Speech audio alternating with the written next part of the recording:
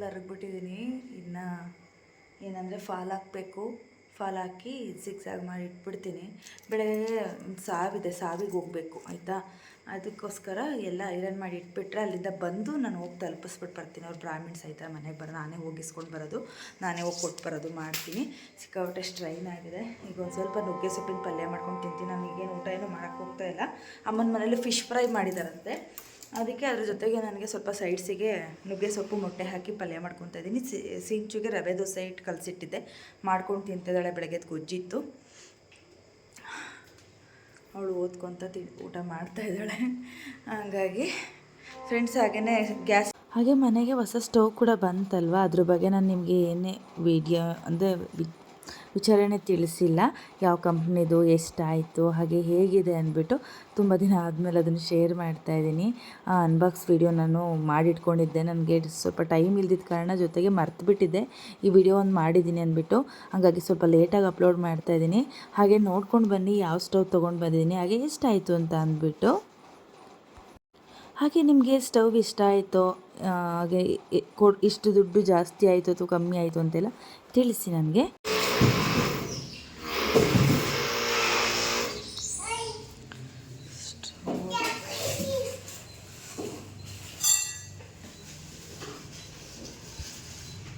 Actually ಈ stove company ಬಂದು green chef.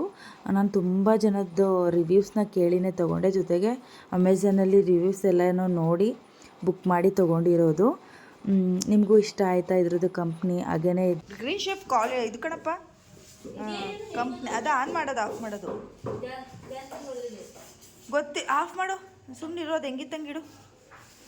ಅಪ್ಪ ಮಗಳು ಸೇರ್ಕೊಂಡು ಸ್ಟವ್ ಫಿಕ್ಸ್ ಮಾಡ್ದವ್ರೆ. ಈಗ ಸ್ಟವ್ನೆಲ್ಲ ಫಿಕ್ಸ್ ಮಾಡಿಕೊಟ್ರು.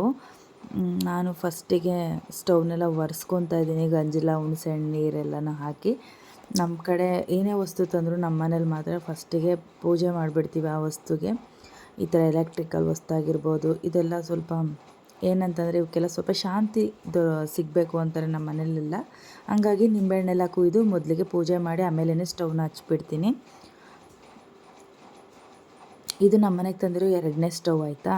ಮೊದಲಿತ್ತಲ್ಲ ಅದೇ ಸ್ಟವ್ನೇ ನಾವೀಗ 10 ವರ್ಷದ ಮೇಲಾಯಿತು ನಾವು ಹೊರಗೆ ಬಂದು, ಅಂದರೆ ಬೇರೆ ಆಗಿ. ಆಗಲಿಂದ ಅದೊಂದೇ ಸ್ಟವ್ ಬಳಸ್ತಿದ್ವಿ. ಇದು 2ನೇ ಸ್ಟವ್ ನಾವು ತೊಗೊಂಡಿರೋದು. ಇದ್ರ ಪ್ರೈಸ್ ಬಂದು 8,000 ಚಿಲ್ಲರೆ ಬಿದ್ದಿದೆ. ಅಂದರೆ ಸ್ವಲ್ಪ ಇದು ಸ್ವಲ್ಪ ಜಾಸ್ತಿನೇ ಇತ್ತು. ದೀಪಾವಳಿ ಆಫರಲ್ಲಿ ನನಗೆ ತಗೊಟ್ಟಿದ್ದು ನಮ್ಮ ಜೈ ಕೂಡ ಆಫರಲ್ಲಿದೆ, ನನಗೂ ಈ ಕಂಪ್ನಿ ತುಂಬ ಇಷ್ಟ ಆಗಿತ್ತು. ಇದನ್ನೇ ತೊಗೋಬೇಕು, ಸ್ವಲ್ಪ ಜಾಸ್ತಿ ದುಡ್ಡಾದರೂ ಪರವಾಗಿಲ್ಲ, ಸ್ವಲ್ಪ ಕ್ವಾಲಿಟಿದೇ ತೊಗೋಬೇಕು ಅನ್ನೋದು ನನ್ನ ಅನಿಸಿಕೆ ಇತ್ತು.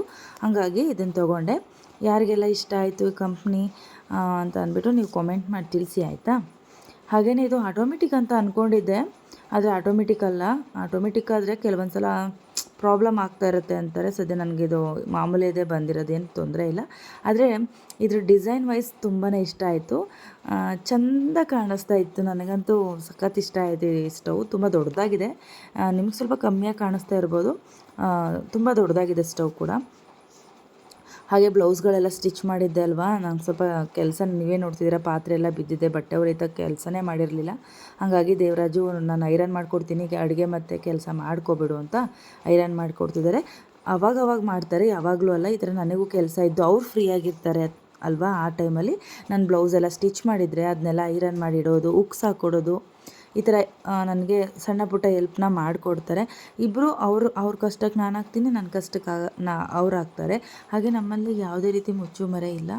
ದುಡ್ಡು ಕಾಸು ಆಗಿರ್ಬೋದು, 10 ರೂಪಾಯಿನೂ ನಾವು ಮುಚ್ಚುಮರೆ ಮಾಡಲ್ಲ. ಅವರು ಸಹ ಹಿಂಗೆಲ್ಲ ಖರ್ಚು ಮಾಡಿದೆ, ಇಂಥದಕ್ಕೆಲ್ಲ ಹಾಕ್ತೆ ಅಂತಾರೆ. ನಾನು ಕೂಡ ಬಟ್ಟೆ ದುಡ್ಡು ಇಷ್ಟು ಬಂತು, ನಾನು ಇಂಥದ್ದು ಏನಾರು ತೊಗೋತೀನಿ ಮಾಡ್ತೀನಿ ಅಂತ ಮಾಡೇ ತೊಗೊತೀನಿ. ಹಾಗೆ ಸಿಂಚು ದಿನದಲ್ಲಿ 1 ಟೈಮ್ ವಾಕ್ ಮಾಡೋದ್ರಿಂದ ಅವಳ ಪಾಡಿಗಳು ವಾಕ್ ಮಾಡ್ಕೊತಾ ಇದ್ದಾಳೆ. ಹಾಗೆ ನೈಟು ಮಲಗುವಾಗ ಅವಳು ಹೇಳಿದ್ದೆಲ್ಲ ಒಂದು ಸತಿ ತಿಳಿಸಿದೆ ನಿಮಗೆ, ಪಾರಿಜಾತ ಎಲೆ ಕಷಾಯ ತೊಗೊತಾಳೆ ಅವಳು ಅಂತ. ಅವಳದು ಹೆಲ್ತ್ ಇಶ್ಯೂಸ್ಗೆ ಇದು ಬೆಸ್ಟ್ ರೆಮಿಡಿ ಇದೆ. ಹಂಗಾಗಿ ಮುಂದಿನ ದಿನಗಳಲ್ಲಿ ಹೇಳ್ತೀನಿ, ಸದ್ಯಕ್ಕೆ ಬೇಡ. ಇದು ಇಮ್ಯುನಿಟಿ ಬೂಸ್ಟ್ ಮಾಡುತ್ತೆ, ಮತ್ತು ಏನಂತಾರೆ, ಈ ಬ್ಲಡ್ ಶುಗರ್ ಮಟ್ಟನ ನಾರ್ಮಲಲ್ಲಿ ಇಡೋದಕ್ಕೆ ತುಂಬಾ ಹೆಲ್ಪ್ ಮಾಡುತ್ತೆ ಅಂತ ಹೇಳ್ಬೋದು. ಹಾಗಾಗಿ ಅವಳು ದಿನ ರಾತ್ರಿ ಹೊತ್ತು ಇದನ್ನು ಸೇವಿಸ್ತಾಳೆ. ಇನ್ನು ಅದರಿಂದ ತುಂಬಾ ಯೂಸ್ ಆಗಿದೆ ಅವಳಿಗೆ. ಹಂಗಾಗಿ ಬೆಳಗ್ಗೆ ಹೊತ್ತೇ ತೊಗೊಂಡು ಬಂದು ನೀರಲ್ಲಿ ನೆನೆ ಹಾಕ್ಬಿಟ್ಟು ಒಂದು ಸಣ್ಣ ಗ್ಲಾಸ್ ಆಗೋಷ್ಟು ಕಷಾಯ ಮಾಡಿಕೊಂಡು ಕುಡಿತಾಳೆ. ತುಂಬ ಕಹಿ ಇರುತ್ತೆ, ಆದರೆ ಅವಳ ಕೇರ್ನ ಅವಳು ಮಾಡ್ತಾಳೆ. ನಾನು ಸ್ಟಾರ್ಟಿಂಗಲ್ಲಿ ಹೇಳ್ಕೊಟ್ಟಿದ್ದೆ, ಅದನ್ನು ನಡೆಸ್ಕೊಂಡು ಬಂದಿದ್ದಾಳೆ. ಇದನ್ನು ಯಾಕೆ ನಿಮ್ಮ ಮುಂದೆ ಶೇರ್ ಮಾಡ್ತಿದ್ದೀನಿ ಅಂದರೆ, ಯಾರಾದ್ರು ತೊಗೊಳ್ಳೋ ಅಂಥವ್ರು ತುಂಬಾ ಈ ಮೂಳೆ ಸವೆತ ಎಲ್ಲ ಇರುತ್ತೆ ಗೊತ್ತಾ, ಅಂಥವ್ರಿಗೆಲ್ಲ ತುಂಬಾ ಬೆಸ್ಟ್ ರೆಮಿಡಿ ಇದು. ಪಾರಿಜಾತ ಎಲೆ ಕಷಾಯ ತೊಗೊಳ್ಳೋದ್ರಿಂದ ಅದೆಲ್ಲ ಕಮ್ಮಿ ಆಗುತ್ತೆ. ಸಿಂಚಿದು ಆರೋಗ್ಯನೂ ಅಷ್ಟೇ ತುಂಬಾ ಸುಧಾರಿಸಿದೆ. ಅವಳು ಹೋಮ್ ರೆಮಿಡೀಸ್ ಕೂಡ ಮಾಡಿ ಅವಳು ತುಂಬಾ ಸುಧಾರಿಸ್ಕೊಂಡಿದ್ದಾಳೆ ಅಂತಲೇ ಹೇಳ್ಬೋದು. ಹಂಗಾಗಿನೇ ಹಾಗೆ ಇದು ತುಂಬ ಹಿಂದೆನೇ ಹಾಕಬೇಕಿತ್ತು ವ್ಲಾಗು, ನಾನು ಬಿಟ್ಬಿಟ್ಟಿದೆ. ಈಗ ಸ್ಕ್ರೋಲ್ ಮಾಡುವಾಗ ವಿಡಿಯೋಸು ಸಿಕ್ತು, ಇದು ಹಾಕೇ ಇಲ್ಲ ನಾನು ವಿಡಿಯೋ ಅಂದ್ಬಿಟ್ಟು ಎಡಿಟಿಂಗ್ ಮಾಡಿ ಅಪ್ಲೋಡ್ ಮಾಡ್ತಾಯಿದ್ದೀನಿ. ಸ್ವಲ್ಪ ಲೇಟಾಗಿ ಅಪ್ಲೋಡ್ ಮಾಡ್ತಾಯಿದ್ರು ಪರವಾಗಿಲ್ಲ, ನೀವು ಇಷ್ಟಪಟ್ಟು ನೋಡ್ತೀರಾ ಅಂತ ಅಂದ್ಕೊಂಡಿದ್ದೀನಿ. ಸ್ವಲ್ಪನಾದರೂ ಈ ವ್ಲಾಗ್ ಇಷ್ಟ ಆದರೆ ಲೈಕ್ ಮಾಡೋದು ಮರಿಬೇಡಿ. ಹಾಗೆ ಈ ಕಷಾಯನೂ ಕೂಡ ನಿಮ್ಮ ವಯಸ್ಸಾಗಿರೋ ಅಂಥವ್ರು ಇದ್ದರೆ ಮಾಡಿಕೊಡಿ, ತುಂಬ ಒಳ್ಳೆಯದಾಗುತ್ತೆ. ನಿಜಕ್ಕೂ ತೋರಿಸ್ತಾ ಇದ್ಲು, ನಾನು ಅದೇ ಅವಳಿಗೆ ರೇಗಿಸ್ತಾ ಇರ್ತೀನಿ. ಹಂಗಾಗಿ ಅವಳು ನನ್ನ ಹತ್ರ ಎಕ್ಸ್ಪ್ಲೇನ್ ಎಲ್ಲ ಮಾಡಿ ಕುಡಿತಾಳೆ. ಇನ್ನೇನು ಮಾಡೋಂಗಿಲ್ಲ, ಸಿಕ್ಕಾಪಟ್ಟೆ ಕಹಿ ಇರುತ್ತೆ, ಹೇಳೋಕ್ಕಾಗಲ್ಲ. ನಾನು ಕೂಡ ಒಮ್ಮೆ ಟ್ರೈ ಮಾಡಿದ್ದೀನಿ, ಹಂಗಾಗಿನೇ ಹೇಳ್ತಾ ಇರೋದು. ಆದರೆ ಆರೋಗ್ಯಕ್ಕೆ ಅದರ 2ರಷ್ಟು ಬೆನಿಫಿಟ್ಸ್ನ ನಾವು ತೊಗೋಬೋದು. ಏನು ಮಾಡೋಂಗಿಲ್ಲ, ಸ್ವಲ್ಪ ನಾವು ಈಗಿನ ಪ್ರಪಂಚದಲ್ಲಿ ಆರೋಗ್ಯನ ಉಳಿಸ್ಕೊಳ್ಳೋದು ತುಂಬ ಮುಖ್ಯ ಆಗುತ್ತೆ. ಫ್ರೆಂಡ್ಸ್, ಇಷ್ಟು ಹೇಳ್ತಾ ಇವತ್ತಿನ ವ್ಲಾಗ್ ಎಂಡ್ ಮಾಡ್ತೀನಿ. ಬಾಯ್ ಬಾಯ್.